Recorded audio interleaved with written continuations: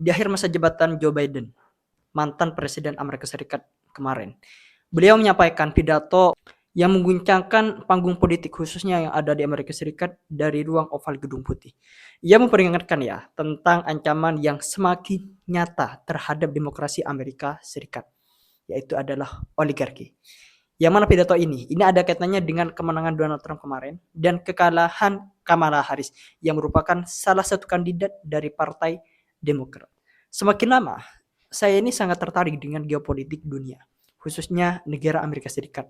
Jadi kalian harus tonton video ini sampai akhir, karena di sini saya akan bahas pidato Joe Biden di akhir pemerintahnya yang penuh makna yang terselubung di belakangnya.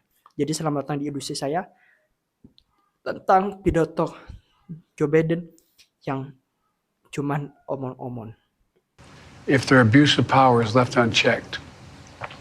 Today, an oligarchy is taking shape in America of extreme wealth, power, and influence that literally threatens our entire democracy, our basic rights and freedoms, and a fair shot for everyone to get ahead. We see the consequences all across America, and we've seen it before. Dalam pidatonya, Joe Biden ini mengungkap keprihatinannya tentang konsentrasi kekayaan dan kekuasaan di tangan segelintir orang. Menurut beliau, kelompok ultra kaya, orang yang paling kaya di Amerika Serikat, ini memiliki pengaruh yang sangat besar di pemerintahan sekarang, yang dapat mengancam kebebasan demokrasi, hak-hak dasar, dan kesempatan yang adil bagi setiap warga negara Amerika Serikat.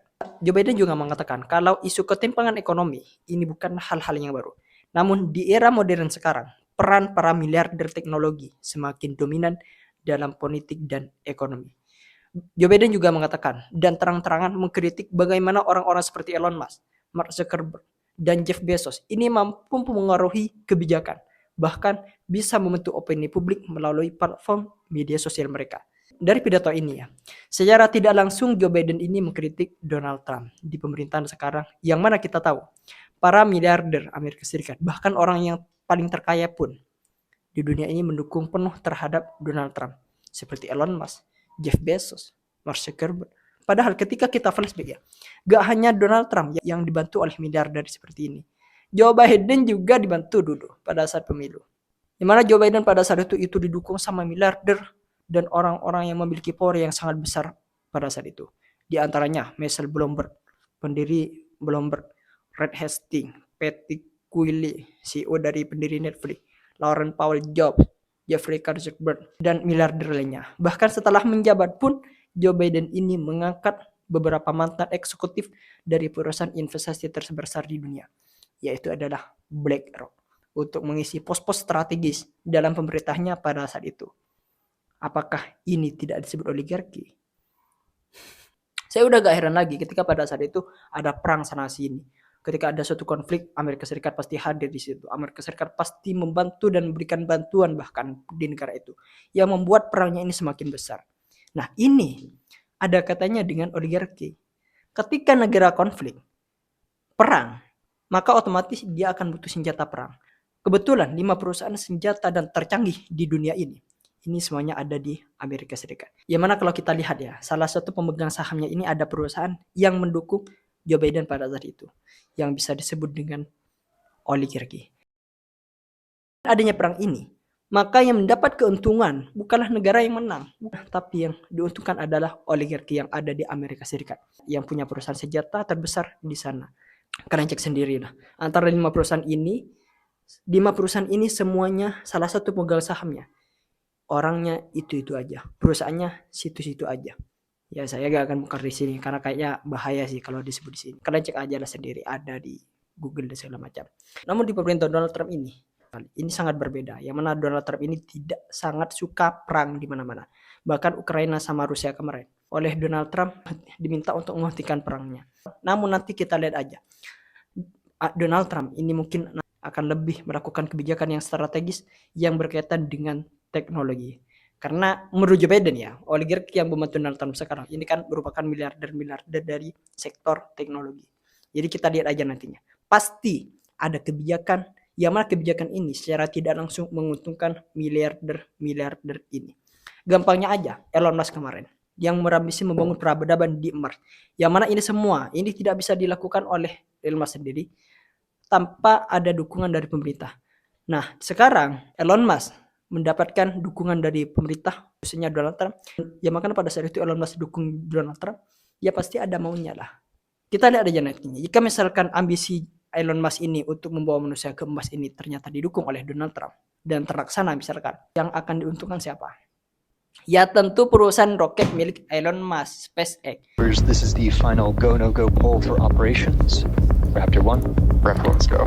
Raptor 2. Nggak mungkin roketnya ini menggunakan roket Cina. Ya nggak mungkin. Ya di samping nanti pasti menggunakan roket yang lain, tapi yang lebih diutamakan itu pasti roket SpaceX milik Elon Musk. Ini kan di samping ada ambisi Elon Musk yang gila, ini ada kepentingan ekonomi yang dilakukan oleh Musk. Wah, menurut saya Elon Musk ini sangat hebat sih bisnisnya. Sebenarnya oligarki ini bukan hal-hal yang baru ya. Ini sudah menjadi salah satu celah dari sistem dalam suatu negara demokrasi. Tanpa terkecuali semua negara demokrasi, baik Indonesia, Amerika, Australia, dan yang lain. Karena mau tidak mau ya, setiap kampanye mereka butuh uang yang sangat besar. Uangnya dari mana? Mereka akan mencari donatur. Mereka akan mencari sponsor dari miliarder, korporasi, dan kelompok kepentingan untuk membiayai kampanye mereka. Akhirnya, para politisi yang berkuasa ini cenderung membuat kebijakan yang akan menguntungkan para penyandang dana mereka, bukan rakyat biasa. Di samping membutuhkan dana, para calon presiden itu biasanya akan membutuhkan konglomerat yang memiliki power di media, khususnya media utama di negara demokrasi tersebut. Karena dengan dibantunya konglomerat yang memiliki power di media ini, mereka ini bisa membentuk opini publik dan menentukan kandidat mana yang mendapatkan sorotan positif atau negatif dari media yang mereka punya. Dengan demikian ya, oligarki ini tidak hanya mengontrol ekonomi, tetapi juga bisa mengontrol informasi yang dikonsumsi oleh masyarakat. Jadi dari pidato Joe Biden ini cuman permainan politik aja. Ini agar menunjukkan Joe Biden ini kesannya itu baik di mata rakyat Amerika Serikat. Ya meskipun Joe Biden berbicara keras tentang oligarki, faktanya masih ada kebijakan yang dulu Joe Biden juga dibantu oligarki.